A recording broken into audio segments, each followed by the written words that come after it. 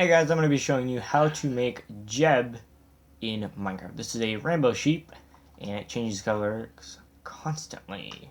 So, let's get right into this. Yoink.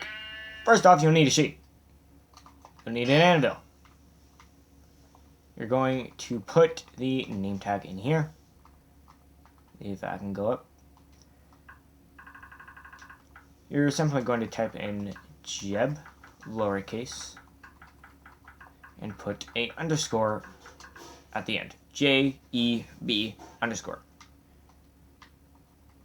Confirm it.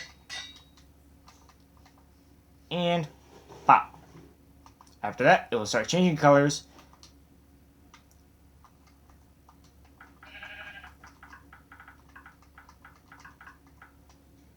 Whoops. You grab a shear. You go over it and try to shear it. It will, of course, drop the original wool it already had. But, of course, it will continue to change colors as is.